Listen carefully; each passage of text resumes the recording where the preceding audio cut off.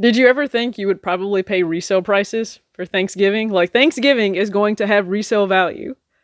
We're in an episode of Black Mirror right now. Now, this, to be fair, it's at least sneakerheads are a little bit more equipped to deal with having to pay resale for something we really want, but just isn't available. And this should kind of open everyone's eyes that it's going to get so much worse before it gets better. And that's right. I'm talking about e-commerce and supply chain management.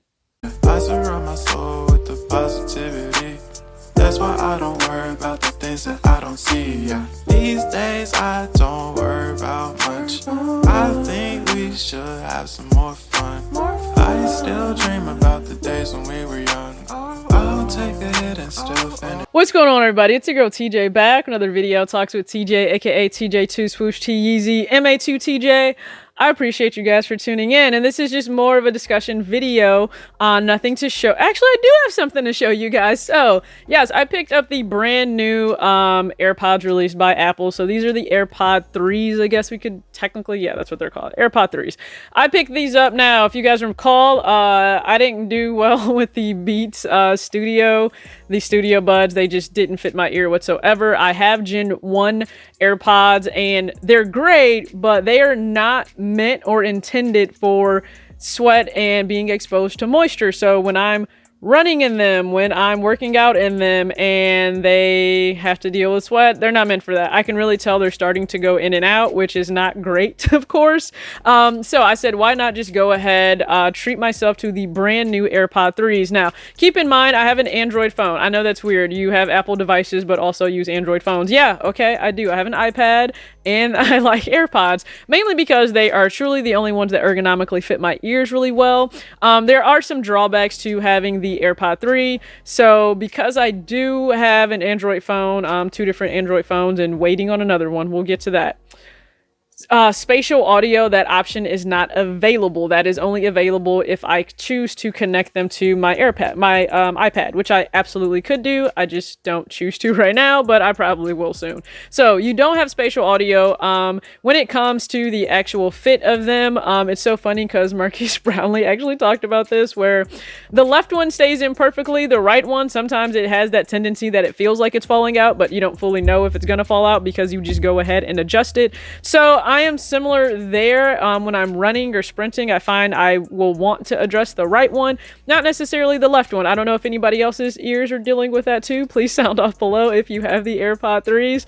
But overall, it's a good enough fit where I'm not going to return them. I like the quality of sound that I get from them. I know that they won't short or go out on me based on using them to work out, 6 days a week almost. So that was the main reason. Now for the case, you can specialize the case with little emojis, letters, or numbers. So the numbers are present on the actual case itself. So you guys should be able to figure this out. But 11, Klay Thompson.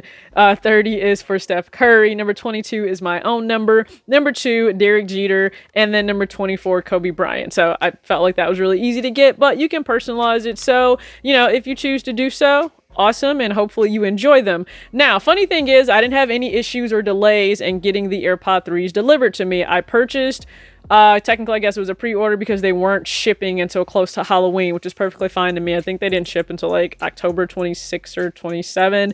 Not an issue. My Pixel 6 Pro, different issue. So I went into Verizon to order the Pixel 6 Pro. The event, so technically they would release the next day, but they said, hey, for people that are really into Pixel, they sometimes get here super early in the morning, and we only have a limited number of devices. Thank you. Situation in the country right now. So I didn't know, I just didn't want to wake up early and be standing out there. Like, I didn't want to camp out for a phone. Essentially, that was it. So I said, hey, just go ahead, deliver it to me. They didn't even have screen protectors or cases like in stock. Not a case that I would want because everything was so backed up. Most of their accessories come from California. You know what's going on in California? What we're going to talk about, though, that port being so backed up, it's not even funny, but all ports around the country are backed up right now. So I just said, hey, I'll hop on eBay and I'll order my case and I'll order my screen protector. Funny enough, one of my cases was already canceled, so I had to order another case, and I'm probably going to order a backup case, because even when you go to order cases right now or certain things on eBay, do you know what it says? Expected delivery December 10th. What? Why? You know what? I'm not gonna say why. I know why. We're gonna talk about that in this video, okay? Do you know when my phone's gonna arrive? It's gonna ship the day after my birthday, which is November 22nd.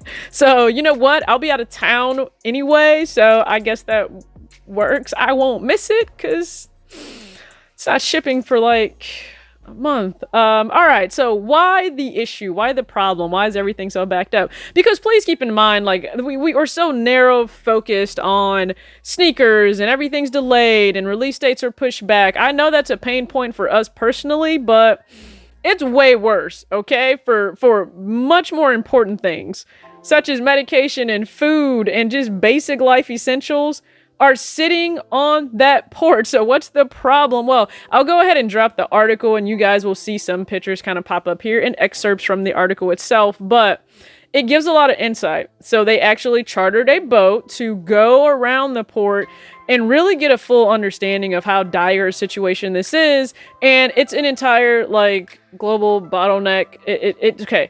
So labor is an issue. It's not just an issue here in the US, it's an issue also over in the APAC region. Of course, a lot of things come over from China, APAC being the Asian region over there, Asian Pacific. So a lot of things come over from China, right? We import a lot. Not that we really export a whole lot, but we import a lot. So that doesn't matter if it's goods, if it's a car, doesn't matter, okay? They have issues with the pandemic right now. So that also means that trying to get people to load things into the actual carriers and then get them onto the ships and over here, that's a problem. If you don't have hands, if you don't have bodies, there's not a whole lot that you can do. Some people could opt to, hey, why don't you just put it on a cargo plane? Well, planes are much more expensive. You're paying for the pilots. You're paying for the fuel. Fuel is not cheap, okay? You complain about premium. You complain about gas prices. I have premium. I don't complain. I'm not walking, so what does it matter? You complain about gas. Try fueling a plane, okay? Way different. So a lot of businesses can't afford to put items on a plane versus on a cargo ship. Shipping it across the sea is a lot cheaper than flying it across that body of water. So a lot of them just don't feel they have the option or have it in their budget to just stick something on a plane instead. Also, FYI, with everything going on, if pilots are grounded for so long, they also have to go get tested. That's a whole like thing. So now there are multiple days that they are kind of stuck somewhere. So you can imagine why extra days may be added onto something that's even on a plane. But when it comes to the ships and comes to this port, yeah, it's actually our fault. Like, that's what it came down to. It actually came down to the fact that we have purchased so much more just in terms of volume of goods that they can't truly keep up, right? Even if they have drivers, that explains in the article, you know, you come to the port based on an appointment time. So even if you have the appointment time and they get you loaded, that's still a process, right? It takes time. So even if they're working very efficiently, for the fact that they're dealing with so much more in terms of volume, there's nothing they can do. And then you have safety concerns and you have ships that have to be so many feet, you know, well, I can't really say feet, so many miles apart. They have to be so many miles apart from each other, so many miles apart from the port and the dock itself. And even if you get an appointment, again, you have to ensure that you can get everything loaded. And then they're dealing with people that are just trying to maximize the space, because what would make you think like transportation costs would stay the same? It's not the same. We as the consumers have also realized that shipping has gone up. So that's passed down to us because it's passed on to the actual, you know, brand and business owners that are trying to ship items over. Like, I'll never forget, there's a business owner, a small business owner, and I follow her, the Alpha Ford actually, and she put like what the cost it was to, like, you know, freight forward to get these items over here. That bill was like $30,000. So just imagine, you know, the increased cost that businesses are dishing out because they have to get their goods here. But then the items are stuck in that port. Like, businesses are losing a quarter's worth of revenue because those items are stuck there and they can't do anything with them. So you don't have phones in stores. You don't have, again, we all know about the chip shortages when it comes to electronics, even vehicles, right? Like, the cost of a used car is much higher than what it was just even 2 years ago, because they can't really get a whole lot of used cars because, well, people don't want to even get rid of their cars because you can buy a new one, but when will it arrive? Like a month, 2 months from now? You need a car depending on where you live. So You can't get vehicles in. We can't get sneakers in. More importantly, medication that may be time sensitive. Food on shelves. Do you know how many stores I've gone to and Ben & Jerry's Milk and Cookies is not on that shelf? Okay, I'm taking it personal.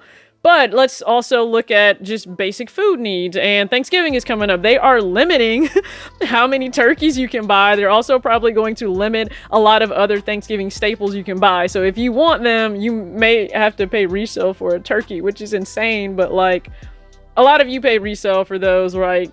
Turducken. So it doesn't matter. You're better equipped to deal with it than other people who have no idea what it is to pay resale. So I guess just be lucky there that it won't be a total shock to you. But it's going to get way worse before it gets better. They're talking 2023 might be when they have that port cleared up. And because that port is a lot more, it just makes more sense logistically to get something from there, even to Chicago. They said for Chicago, if you wanted something to come in, it being way on the East Coast would still possibly take longer to get a driver to actually get the shipment to Chicago. So everyone is really doing the best that they can, but it was just a reaction that has continued on and continued on. And I think a lot of us have to be honest. We've probably spent more than what we normally would have during this, whole last 2 years. Some of it is junk because you haven't used it, if you're being honest. But, we just have to remember, yes, as sneakerheads, it sucks that things are pushed back and delayed and we don't have shoes and scarcity in shoes. I'm going to also let you know, like, when it comes to Yeezys, things may seem more limited until we hit January just because they're having issues over there as well and getting shoes out of APAC region. So take that for what it is, and hopefully you're able to keep things in perspective, right? It can always be worse because I think we're going to see worse. But not having shoes is not the worst thing for me. Like if I was someone that needed medication and couldn't get that, I would be much more concerned. If I was a parent or something that needed formula, like I would be much more concerned if that wasn't on the shelf. So we have to keep things in perspective, not to mention it's outside of our control. So all you can do is try to make sure if you're going after items, have them be items that are readily available and you can check the delivery dates. Be patient and understand things may take longer than what we want them to take. I mean, I've dealt with that, and when it shows up, it shows up. But it's gonna get worse before it gets better. I'll be glad when my new phone gets here. I can actually start to play around with the Pixel 6 Pro. It looks amazing, but, just go ahead, add to the conversation. What are your thoughts on everything occurring, especially if you work? Like we actually had people chime in on the kickback just to let us know like what was going on with the crane workers and the drivers, and that was super interesting. So I may go ahead and try and drop some of that audio if I can at the end here, but I appreciate you guys for tuning in. As always, act your age, not your shoe size. Peace out. Yeah, so I used to be a truck driver. I drove trucks over the road for 3 years, and it's a specific division called intermodal, which is they take the boxes that you would see at the ports, and we would take them to either warehouses or we would take them to rail yards. And so the biggest issue that's going on in the trucking industry, especially in that division, is there's a rift between the drivers and the crane workers. Because I would stay out a month at a time, and my monthly route would be going between the port in Panama City, the port in Houston, and then the port in San Diego. And I would just go back and forth between those three ports. And so basically, there's like a short time window that truck drivers can arrive at the ports and they'll be able to get in and out. And it's probably like an hour or two window. If you arrive outside that window, you're going to be there all day.